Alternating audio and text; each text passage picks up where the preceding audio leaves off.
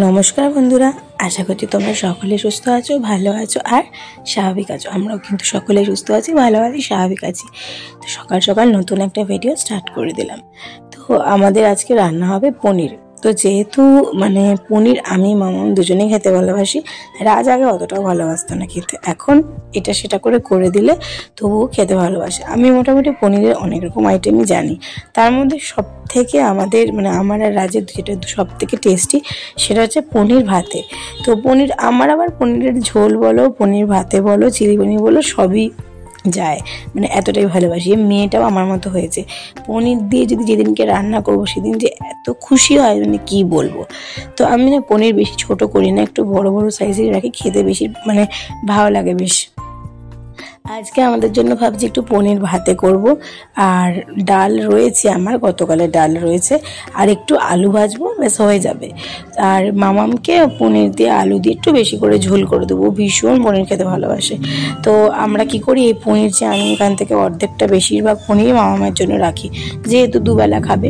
তো সেই জন্য যেহেতু ছোটোবেলা থেকে মামামকে আমি সব রকম সবজি, পনির, ডিম, মাছ, মাংস সবটা খাইয়েছি, তাই জন্য ওর সত্যি বলতে কোনো রকম অসুবিধা নেই খাওয়ার প্রতি, বা কোনো রকম অ্যালার্জি এসব কিছুই নেই। আমি অনেক ছোটো বয়স থেকে ওকে সব রকম খাবার খাইয়েছি। মানে অনেকে বলে 7 মাস 8 মাস থেকে মাছ দিতে না, বা আর একটু পরে দিতে, বা এটা দিতে না ওটা দিতে না, বাট আমি কিন্তু সবই ওকে একটু একটু করে দেওয়া স্টার্ট করেছিলাম, যাতে ও নিতে পারলেই সেটা ওর। তো ও সবটাই নিতে পেরেছিল, কোনো প্রবলেমই হয়নি। কারণ কি আর ছোটো বয়সে তখন দেখতে হয় যে কোন খাবারটাতে বাচ্চার অ্যালার্জি হতে পারে, সেই জন্য টেস্ট করানোর জন্য দিতে হয়। তো সেই হিসেবে দিয়েছিলাম। যাই হোক, দেখো গল্প করতে করতে এখানে গরম জলটাও ফুটে গেছে। যেহেতু ভাত আমার এই রান্নাটা ভাতে দিলেই বেশি ভালো হয়, তো এর মধ্যে দিলেও কিন্তু অসুবিধা হয় না। তোমাদেরকে আর দেখালাম না রান্নাটা আমি কীভাবে মানে ভেতরটা কীভাবে রয়েছে।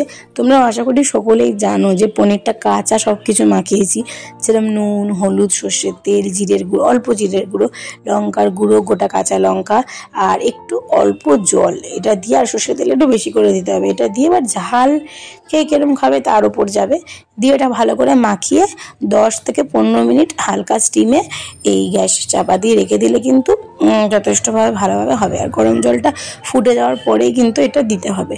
যারা যারা খাও তারা তো তোমরা জানোই। আর অনেকে আছে আবার কি করে, মানে আমার মা কি করে, ভাত উবুর দেওয়ার পর যখন গরম ভাতটা মানে ধোয়া বেরোয় তখন আর কি ভেতরে পনিরের বক্সটা ঢুকিয়ে দিয়ে উপরে ঢাকনাটা চাপা দিয়ে দেয়। তো ওটাও একটা রকম পদ্ধতি হয়। তো আমার যেহেতু এখন ভাতটা দেরি আছে, সেজন্য এটা আমি আগে করে নিলাম।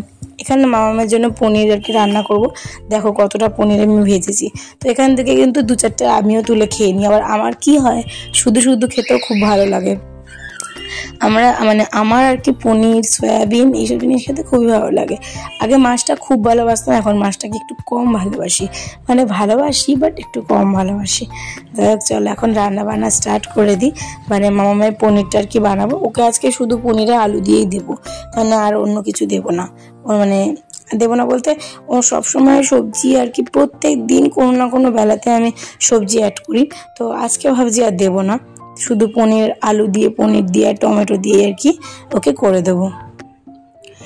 তো দেখো আমি যেটা বলছিলাম যে মামামের পনিরটা করব, তো মামামের পনিরটা কিন্তু হয়েই গেছে। আর এই কড়াইটাতে আমি এই ছোট ছোট করে আজকে গোট গোট করে আলু কেটেছি। এটা কিন্তু লঙ্কা দিয়ে আলু ভাজা করব। ভাবছিলাম তোমাদেরকে বলছিলাম যে এটার মধ্যেই পনির করবো, না পনিরটা আমার করা আগেই হয়ে গেছে। পনিরটা তুলেই তারপরে আমি করে ফেলেছি, তখন আর ভিডিওটা শ্যুট করা হয়নি, তো ওটা বাদ চলে গেছে। আর এখানে আমি আলুটা ভেজে নিচ্ছি। এখানে গোট গোট করে একদম ছোট্ট ছোট্ট করে আলুটা কেটেছি।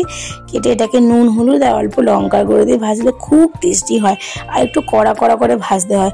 তো চলো তোমাদেরকে পরে একবার লাস্টে দেখিয়ে দেবো যে আজকে কী কী রান্না হয়েছে। তো এখানে দেখো লাউ আর উচ্ছে দিয়ে ডাল করেছি, আর এখানে রয়েছে মামামের পনির আলুরের তরকারি। এটাই বলছিলাম যে হয়ে গেছে করা। আর এখানে দেখো মার জন্য তরমুজ আর কি কেটে রেডি রেখে দিয়েছি, ফ্রিজে তো রাখি না, তাই কেটে ওটা রেখে দিয়েছি, ও মাম্মার ঘর থেকে আসলেই তারপর খাবে। এখানে ভাতও রেডি, আর এখানে পনিরটা আমি তোমাদেরকে একটু পরে শেয়ার করছি।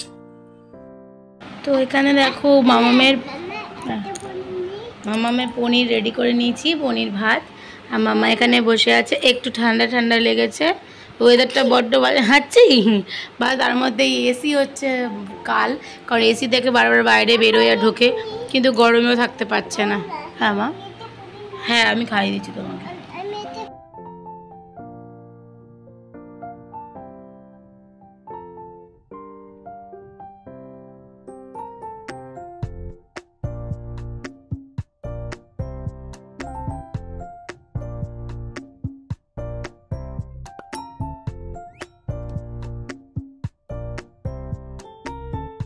আমাদেরকে একবার দেখিয়ে দিই লাস্ট কি ভাজলাম। এই আলুটাই ভেজেছিলাম। এটা আরও লাল করা যায়, লঙ্কার গুঁড়ো যতটা পড়বে ততটা, তা আমি বেশি লাল করিনি। কাঁচা লঙ্কাও দিয়েছে, খুব ঝাল ঝাল আর টেস্টি হয়। তো এটা হচ্ছে গোট গোট আলু ভাজা। আর এই হচ্ছে আমার লাস্ট পনিরের চেহারাটা। এটাও পনির ভাতে আর কি, আমরা পনির ভাতে বলি, জানি না কে কী বলে। ভাতেও দেওয়া যায়, আবার গরম জলেও করা যায়। এর মধ্যে কোনো সর্ষে ফর্ষে দিই না, এটা পুরো কাঁচা।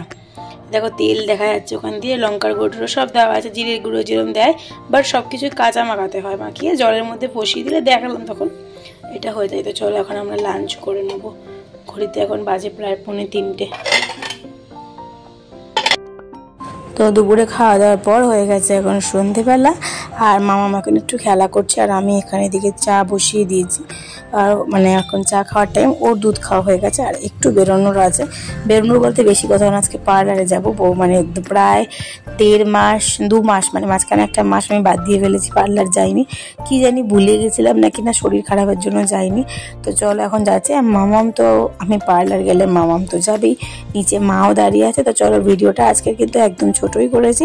কেমন লাগলো অবশ্যই জানিও। দেখা হচ্ছে অন্য কোনো একটা ব্লগে। সবাই সুস্থ থেকো, ভালো থেকো। আজকের মতন tata, good night, bye bye.